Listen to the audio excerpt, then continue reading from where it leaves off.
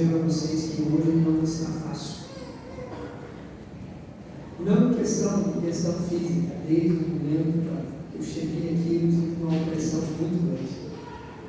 Tenho orado, tenho repreendido, algo assim, de tirar, que a palavra não seja entendida, que a adoração não seja recebida, e de uma forma assim, uma guerra muito grande espiritual.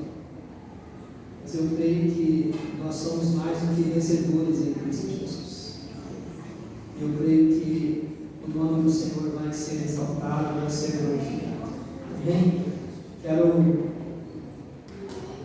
agradecer a vida da Joyce como instrumento. Ontem nós tivemos uma palestra, terapia de casal. Tivemos aqui, quantos casais? Mais de 22 casais. Foi uma bênção. E quem não veio, perdeu. Porque nós, não importa quanto tempo de casado que nós temos, nós estamos aprendendo. E eu sempre digo, não é porque eu sou pastor, eu tenho 36 anos de casado, tenho me aprofundado nessa área, que todos os dias eu estou junto, eu estou aprendendo. Porque muitas pessoas acham que não preciso. Todos nós precisamos. Quero dizer uma coisa, eu quero nós aprender o seguinte, que podemos viver, depende de nós, autônomo verão, sempre. Nada de inverno. Sempre coisa boa, né? Com certeza, se nós colocarmos em prática, o nome do Senhor vai ser exaltado, vai ser glorificado. Obrigado, Joyce, com certeza que já tem programas para a próxima e para o ano que vem nós vamos estar fechando em um hotel bem bacana, então nós vamos fazer esse vale investimento para os casais, em nome de Jesus, que nós possamos ser eternos namorados, eternos casais abençoados, românticos, para que o nome do Senhor seja glorificado. Eu tenho certeza que cada pessoa, alguma coisa que você ouve, fica marcante na tua vida. E algo que eu digo assim, sempre eu pensei e falo sobre isso. Se nós praticarmos a palavra de Deus, nós vamos ser felizes não só no casamento, mas em todas as áreas. Todas as áreas. É a prática da palavra. E o que é pregado, ensinado, se nós não colocarmos em prática, dentro de 7 dias, nós esquecemos tudo. Precisamos colocar em prática. Amém? Abra sua Bíblia junto comigo. Glória a Deus. No livro de 1º livro de Reis, capítulo 19. Hoje de manhã nós falamos bastante a respeito de Acabe, do profeta Elias, de Jezabel, e Josafá, liderança forte, enfim, nós vamos estar dentro do profeta Elias, mas falando sobre uma outra área.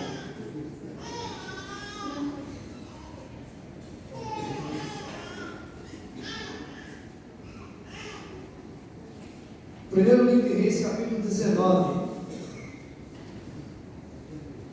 Quem encontrou, diga amém. Amém. Quem não encontrou, diga aguarde.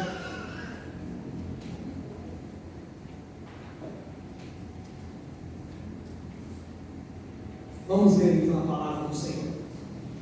Ora, Acabe contou a Jezabel tudo o que Elias tinha feito e como havia matado todos aqueles profetas à espada. Por isso Jezabel mandou um mensageiro a Elias a dizer-lhe: que os deuses me castiguem com todo o rigor, se amanhã, nesta hora, eu não fizer com a sua vida o que você fez com a deles. Elias teve medo e fugiu para salvar a vida.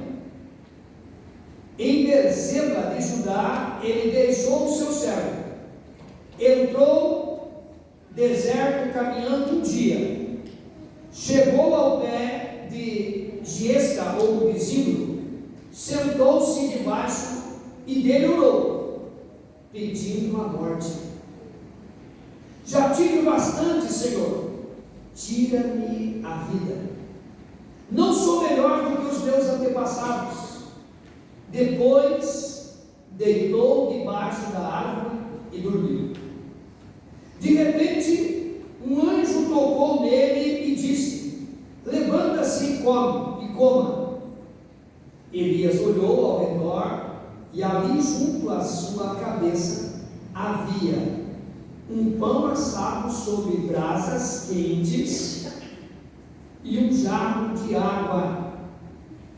Ele comeu, bebeu, deitou-se de novo.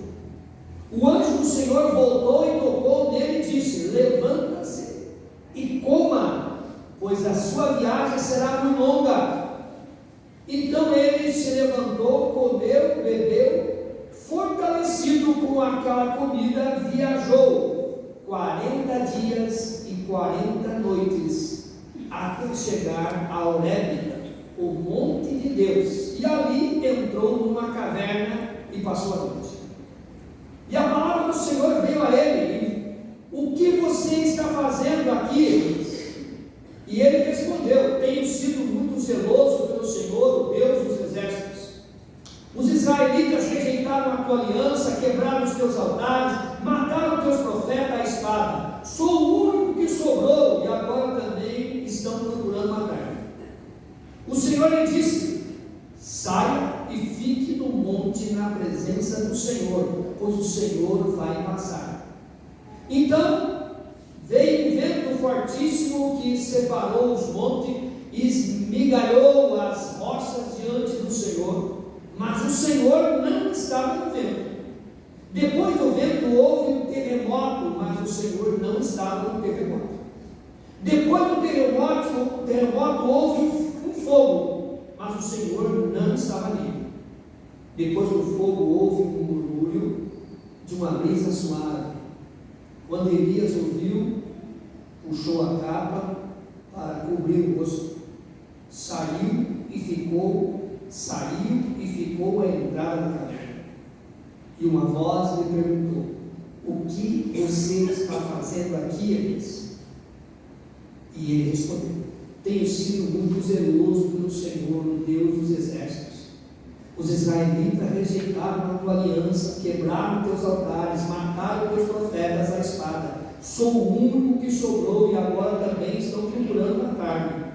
O Senhor lhe disse: volte pelo caminho por onde veio e vá para o deserto de Damasco. Chegando lá, unja Azael como rei da Síria. Unja também Jeú, filho de Nissi, como rei de Israel, e unja Eliseu, filho de Safate, de Abel-Meolá, para suceder a você como profeta. Jeú matará todo o que escapar da espada de Azael, e Eliseu matará todo aquele que escapar da espada de Jeú. No entanto, fiz sobrar 7.000 em Israel, todos aqueles cujos joelhos não se inclinavam diante de Baal, e todos aqueles cujas bocas não o beijaram. Posso ouvir um amém? Amém. Glória a Deus. Quando eu vejo Moisés, às vezes nós vemos a história de Moisés, mas ninguém pensa que Moisés entrou numa crise existencial. Moisés entrou numa crise de identidade, entrou numa crise de confusão de promessa de palavra de Deus. Como assim, pastor? Observa que Moisés, ele foi educado, foi ensinado por Joquebede a respeito de toda a história de Israel, a respeito de ser um libertador, e ele foi para o palácio, foi educado na educação dos egípcios, ele se tornou um grande líder, e ele escolheu ser um dos hebreus, escolheu ser pobre do que ser rico, porque ele via o invisível, ele via a promessa do Senhor. Mas chegou um momento que Moisés ele teve que fugir, sair do Egito e ir para o deserto. E nesse momento que ele viveu no deserto, por 40 anos no deserto, ele teve uma crise existencial, achando que tudo havia acabado, que as promessas de Deus não iam se cumprir, porque ele estava bem longe. Imagine quem palácio, quem estava no meio do povo, ali agora estava bem longe, estava numa situação humilde, cuidando de ovelha, casado já, e ele achava que ali acabaria toda a sua história, e ali seria, e o que a sua mãe, e o que ela tinha ouvido não aconteceu, não havia acontecer nunca mais. Esse é o pensamento. Não sei se você estão me acompanhando, amém? Dá para entender a vida de Moisés, porque dificilmente nós olhamos para esse ângulo da vida de Moisés. Nós olhamos para o ângulo de um homem vitorioso, olhamos para o ângulo de um homem que ele venceu, que ali onde ele estava era uma escola do deserto, mas para ele entrou em Cristo, sim ou não? Como nós também podemos entrar em Cristo. Mas Deus é aquele que ele não desiste de ninguém. Olha para a pessoa que está ao seu lado e diz assim: Deus não desiste de você. Não desiste. E lá Moisés estava um dia cuidando das ovelhas. Lá estava Moisés olhando, pensando, lembrando de tantas coisas, e quem ele era, o que ele é agora, o que ele vestia, o que ele estava usando agora, aonde ele andava durante os dias e a noite, onde ele estava, o que ele estava na sua mão. Não era uma espada, não era uma lança, não era um traje de príncipe, mas estava com um simples pastor de ovelha. Ali passava tanta coisa para a cabeça de Moisés, como passa na nossa cabeça em certos dias da nossa vida, sim ou não? E ali, de repente, ele viu algo diferente.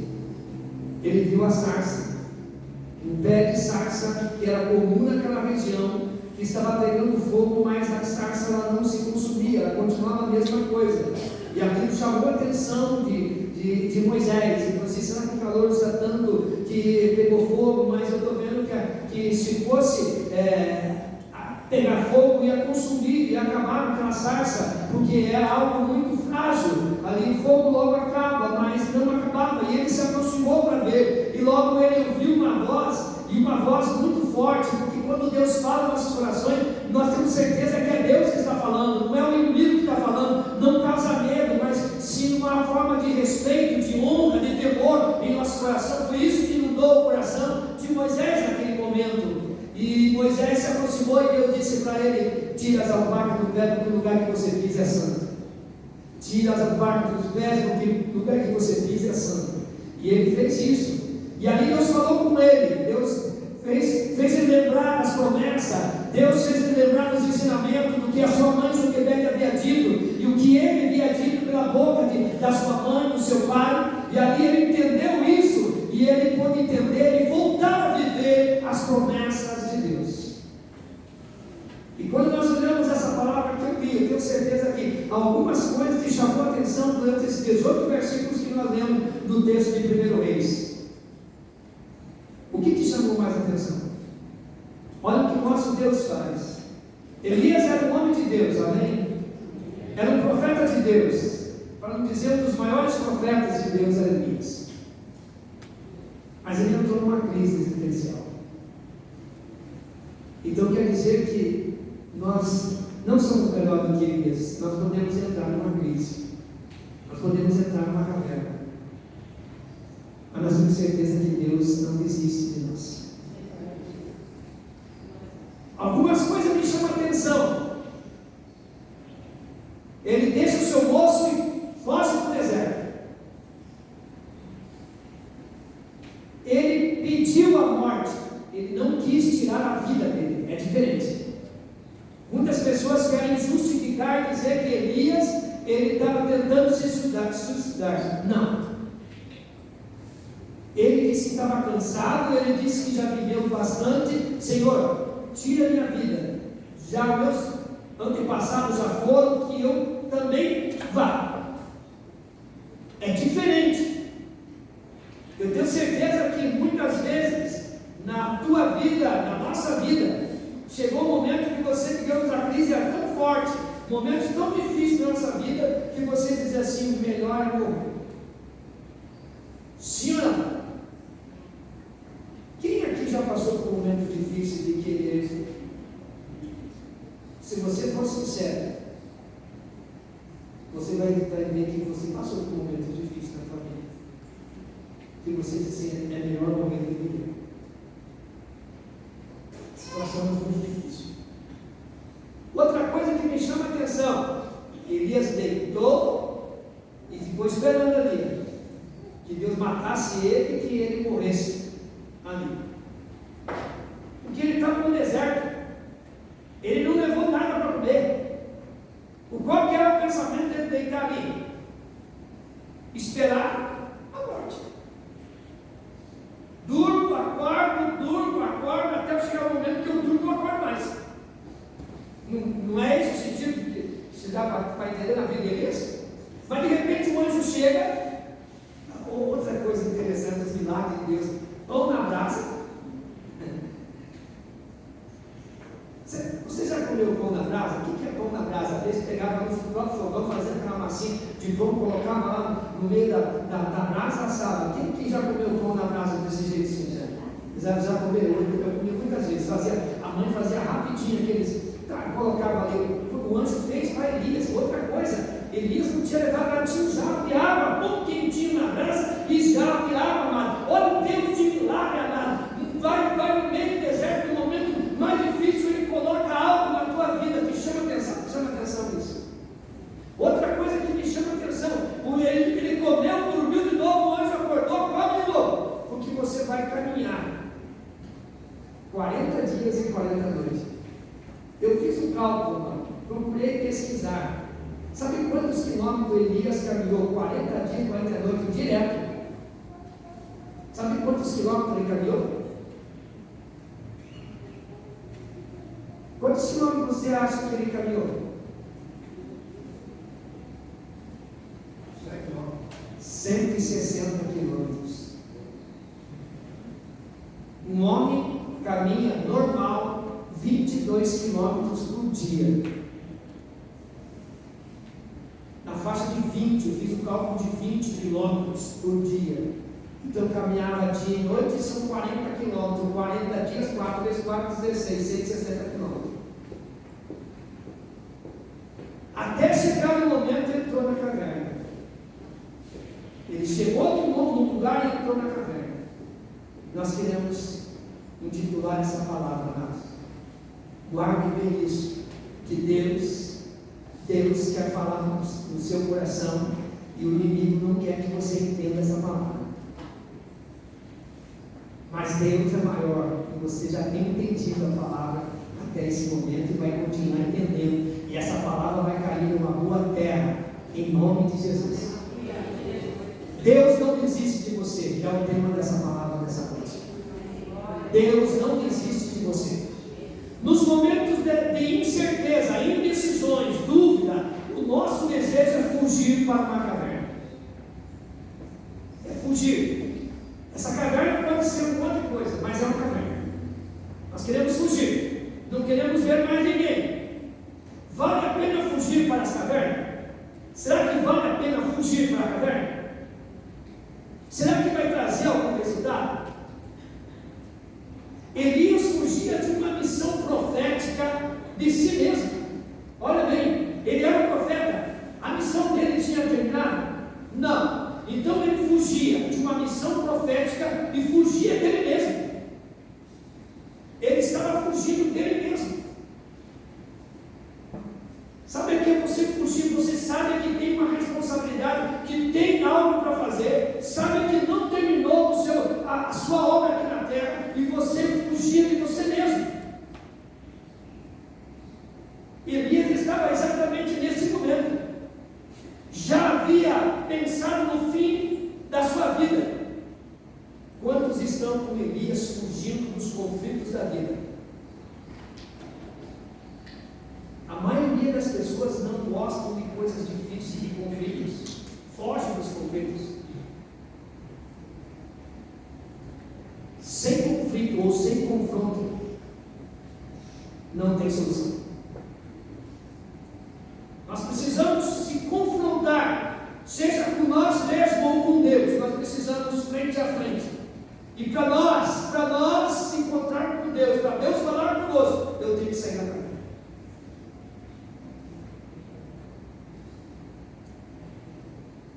Questione para você mesmo. Vale a pena fugir? Vale a pena fugir? Nos conflitos da vida, as pessoas perguntam: aonde estava Deus? E Elias, quem sabe, perguntava: aonde está Deus nesse momento?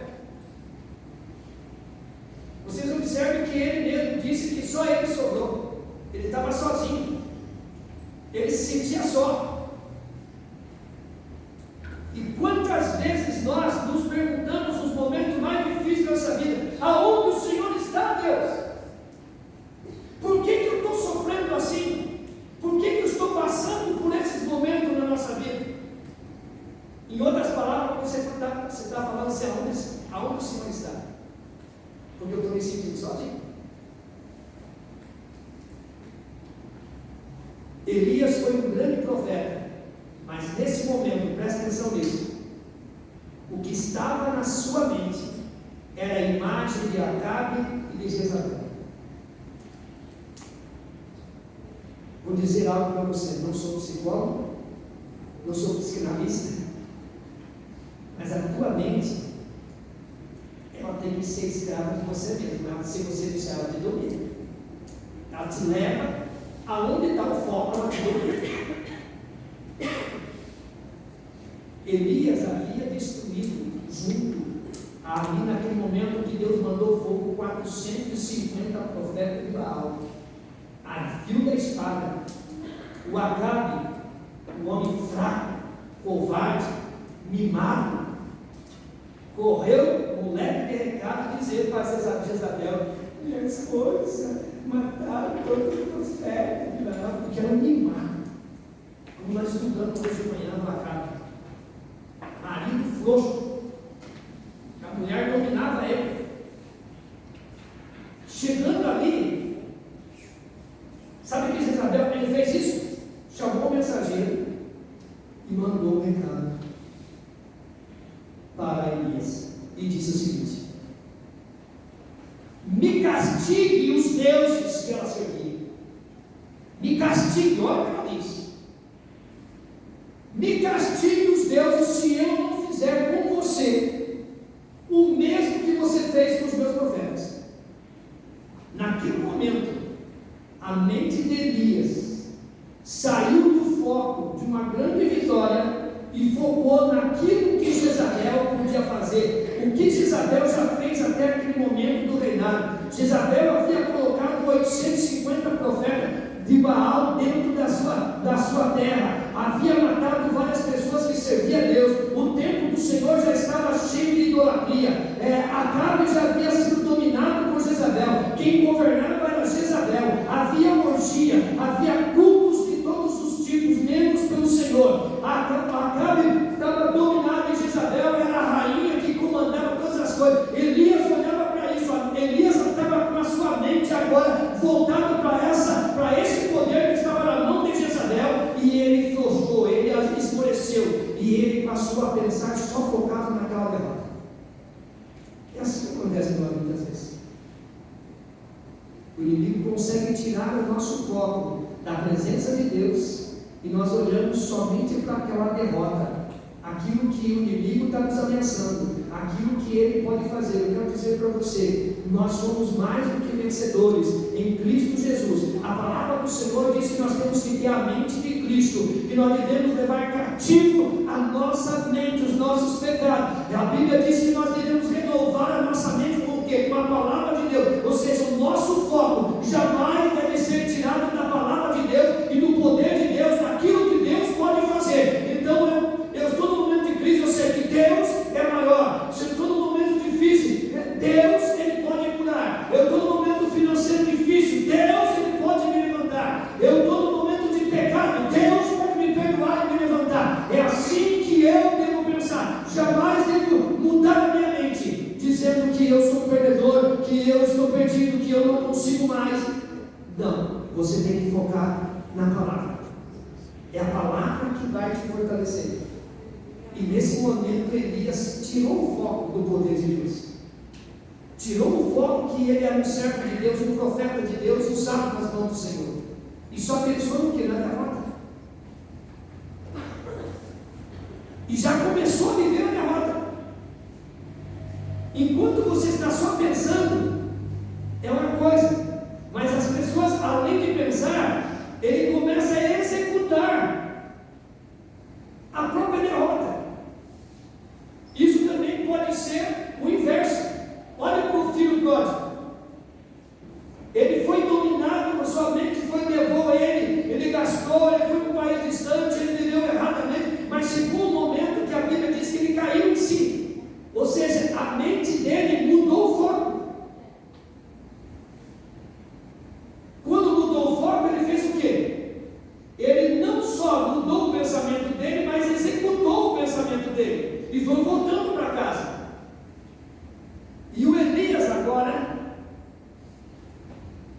ele focou na sua derrota, focou que ele era o único e começou a caminhar para o fim. Desistiu do seu bolso, fica aqui. E foi para o deserto, pediu a morte e foi executando até chegar o momento que você pode esperar a morte, morrer. Não é isso que o texto diz? Mas não acaba aqui. Deus não desiste e faz a mesma pergunta que ele fez para Elias: o que faz aqui, Elias? O que faz aqui, Elias? É interessante, amado, porque Elias estava chegando na caverna. E olha o que Deus diz: o que faz aqui? O que Deus está dizendo? Que quando Elias chegou, ele já estava ali. Olha a frase: o que você faz aqui? É como alguém que está ali e pergunta para quem chegou: o que faz aqui? Isso que Deus está dizendo: aonde você for, eu já estou lá. Aonde eu já estou lá? Eu já estou lá. E ele dentro da caverna, olha o que aconteceu. Passou o vento quebrava as rochas, e ele era na caverna. Daqui a pouco veio um terremoto, e ele na caverna. Daqui a pouco veio fogo, e ele na caverna. Daqui a pouco veio algo silencioso, e o texto diz que ele saiu da caverna. Ele saiu da caverna. Você quer deixar Deus aqui na tua vida? Que Deus continue os projetos na tua vida? Saia da caverna. Saia da caverna. Não é o fim. Mude o foco da sua mente. Deus não é homem para mentir, nem filho do homem para se arrepender. Que faz aqui, Elias? Deus não quer que o homem seja levado pelas emoções doentias. Deus não quer que nós sejamos levados pelas emoções doentias. Há certas emoções que nos levam a doenças, a derrota. Você percebe que muitas vezes as pessoas eles começam a se sentir: eu não sou nada, eu estou vivendo desse jeito, eu sou um Zé da esquerda, eu não sei o que estou fazendo aqui, meus dias. A pessoa ele já é derrotado. E Deus não quer isso. Ele não quer que você viva dessas emoções doentias. Ele quer que você, quando você muda a tua mente, você tem a mente de Cristo, você vai para a Bíblia, e quando você olha para a Bíblia, as palavras de Deus para você é a palavra de incentivo, você vai vencer. Olha o que Jesus dizia para o seu discípulo: não temas, não temas, tenha bom ânimo, eu estou aqui. O Senhor sempre estava trazendo palavra de ânimo. A Bíblia é sempre palavra de ânimo. Quando a pessoa está lá desistindo, o Senhor vem e diz: levanta, eu estou aqui, eu sou o mesmo Deus de Abraão, de Isaac e de Jacó. É o Deus que está aqui, que não desiste de você. As promessas do Senhor ainda não se cumpriram.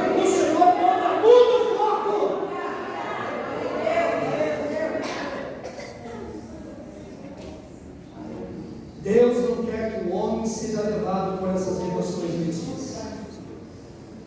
O sentimento da falta de Deus é a pior experiência do ser humano.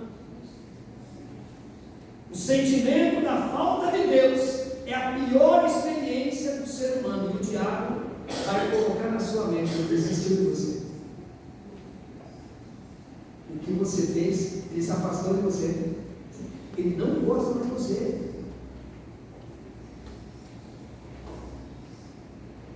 O inimigo, nós sabemos que ele não conhece os nossos pensamentos. Ele não é onisciente, onipresente, onipotente. Só Deus é. Mas muitas das vezes ele é maquiavélico. Ele leva você a pensar, e dentro do teu pensamento ele usa a primeira pessoa para confundir você, para achar que você vai pensar que é você que está pensando, mas é o inimigo que está influenciando o teu pensamento. É terrível isso. E as pessoas começam a dizer assim: não, é verdade. É verdade.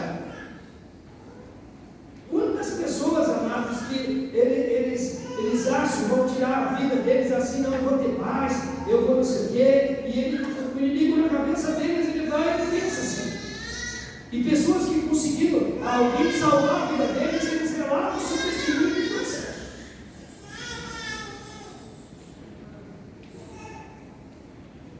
O regresso começa quando você para de fugir. O regresso começa quando você para de fugir. Esse fugir, a pessoa foge do compromisso, foge da promessa de Deus, foge do ministério que o Senhor tem, foge de tantas coisas. Sim ou não, amado? Quem já viveu um momento, ele começa a fugir da presença do Senhor. Foge de tudo que se fala que é de Deus, ele foge disso. O inimigo quer te afastar disso. Sim ou não? Você já se sentiu dessa forma, fugindo? Quando você encontra um irmãozinho, tá, vou contar agora aquele irmão já vem com alguma coisa na minha vida. Não é assim? Ele foge, mas não é você. É aquilo que está focado na tua mente. Por isso que a tua mente tem que ser dominada. Nós somos corpo, alma e espírito. Se a tua vida espiritual for mais alta, você domina tanto a carne como a mente. Você precisa ser mais forte espiritualmente. Sempre mais forte. Quando você é mais forte, você não pode deixar a vida espiritual ser mais fraca do que a tua carne, do que a tua mente. Você precisa, o teu lado espiritual é o termômetro de todas as áreas. E é ela que vai dominar. A tua vida espiritual vai dominar. Se alguém está em Cristo, nova criatura é. As coisas velhas se passaram, e eis que tudo se fez novo. E o homem natural não entende essas coisas, mas o homem espiritual, ele entende esse tipo de coisa. E você viver servindo o Senhor.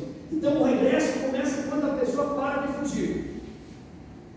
Deus quer que você deixe a caverna do medo, da dúvida e das ilusões. Deixe essa caverna. Como eu disse, a caverna pode ser um monte de coisa. Tem pessoas que fazem o trabalho dele uma caverna. Você conhece pessoas que trabalham dia e noite, mas é a caverna. Ele se refugia. Tem pessoas que a caverna dele é a casa dele. Quando uma pessoa depressiva, ela quer sair da casa? Ela não tem vontade de tomar banho, não tem vontade de comer, não tem vontade de sair, não tem vontade de nada. E prefere ficar no escuro, ele não gosta nem de claridade. Mas Deus, Ele é a luz. E Ele convida as pessoas a sair. O mesmo Deus que tirou Elias. Nós podemos dizer que Elias entrou num momento depressivo na vida dele. Entrou num momento difícil da vida dele. Mas o Deus que tirou Elias, ele está aqui nessa noite. Enquanto Elias não saiu da caverna, Deus não falou com ele. Então, se nessa noite tem alguém que está na caverna, sai aqui, Deus vai falar com você. Ele já está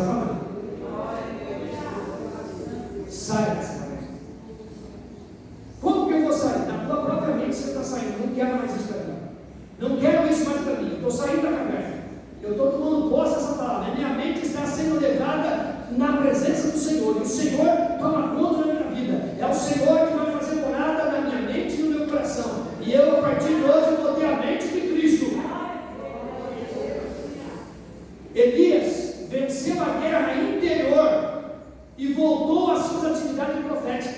Olha bem, quando ele venceu a guerra interior, o pior inimigo nosso não é o diabo, amado, não é o mundo, o pior inimigo somos nós mesmos. Nós somos os piores inimigos de nós mesmos. E quando Elias venceu essa guerra interior, ele saiu para fora, Deus renovou as suas forças e ele voltou ao seu ministério profético. Olha aqui o texto que diz, Deus falou para ele, olha, não terminou ainda, não terminou o teu ministério aqui nessa terra, você tem muito para fazer, e ele renovou as suas forças, você vai voltar, os 160 quilômetros que você andou, você vai voltar para o mesmo caminho. Foi isso que Deus disse, você vai voltar para o mesmo caminho. Olha que Deus faz o homem andar 160 quilômetros só para o monte, ele vai caber, é ali que eu vou falar com você. E Deus tem a sua maneira de falar conosco, amado. Ele vai falar com você, porque Deus não desiste. Deus não desistiu de Pedro, mesmo quando ele não queria mais o ministério, não quero ser mais pastor, eu não quero mais falar e fazer a obra, eu não quero mais expulsar demônio, eu não quero mais curar os enfermos, eu não quero mais isso para mim, eu desisto de Deus porque eu sou um fraco, eu menti, eu neguei Jesus, eu não sou digno disso, eu fiz coisas erradas demais, eu não quero, eu vou voltar a pescar. E o Senhor vai lá e chega lá da mesma forma que Deus encontrou eles, e Jesus estava na praia. Ei, vocês têm peixe aí? O Pedro falou assim, meu Deus do céu, dá vontade de dizer uma boa para esse camarada que está na praia. Eu trabalhei a noite inteira, estou nervoso, não peguei nada, e alguém está dizendo lá, ei, tem peixe aí? E alguém diz assim, você não está conhecendo essa voz, não? Você não está conhecendo essa voz? É o mestre. O Pedro desce as suas roupas e vai lá na praia. E quando chega lá na praia, o mesmo Deus que levou o pão, já o água para Elias, estava lá na praia agora, peixe assado e pão. Bom, pega mais uns peixes lá e traz aqui. Mas o intuito de Deus, Jesus, não era isso. Vem cá, Pedro. Deus gosta do particular, nada. Vem cá. Eu imagino, Senhor. Oh, Jesus, eu te agradeço. Eu quero dizer. Jesus gosta do particular. Jesus gosta do particular. Quem quis aí? Isaías me agradando, meu Deus. Jesus não era pequeno, mas os discípulos ali, Jesus pega Pedro e vem para Pedro. Pedro, você me ama? Sim.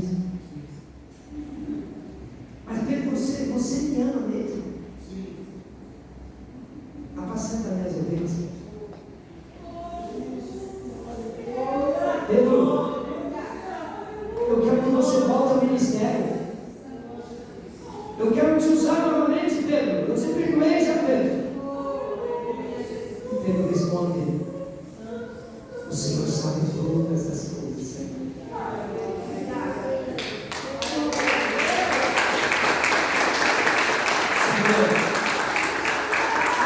Ele sabe todas as coisas. Ele não desiste. Ele não desiste mesmo que você tenta desistir dos seus sonhos. Ele te traz a memória. Ele não desiste de você. Ele não desiste de você. Ele não desistiu de Elias. Ele disse para Elias: Elias, você tem uma missão ainda. Você vai ungir o teu sucessor Eliseu como profeta no teu lugar. Você vai ungir Jeú como rei de Israel. Você vai lá na Síria. Olha a autoridade que Deus deu para ele. Você vai lá na Síria e vai ungir Azael como rei da Síria. E eu quero dizer para você: quem escapar da espada de Jeú vai cair nas mãos do profeta Eliseu. Mas eu vou agir e a minha palavra vai se cumprir. Jezabel vai ser morta e o seu sangue e a sua carne vai ser comida pelos cães. Acabe vai ser morto. Israel vai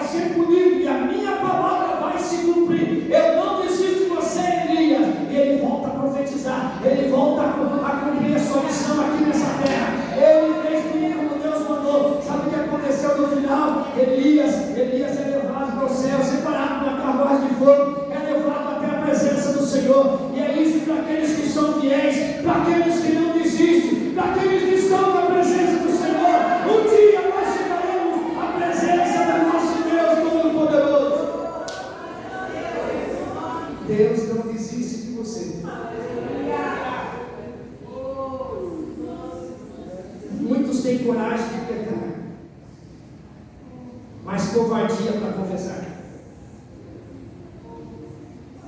São fortes na desobediência e são fracos na desobediência, na reconciliação. Mas Deus é tão maravilhoso que nos entende e sabe que nós somos desse jeito. Mas nós somos a matéria exata para ser usada nas mãos do Senhor. Deus não desiste de você. Ele quer que você aprenda a vencer as lutas no teu interior. A maior guerra é aqui dentro. É aqui dentro. Quando você vencer, você pode dizer: não vivo eu, mas Cristo vive em mim.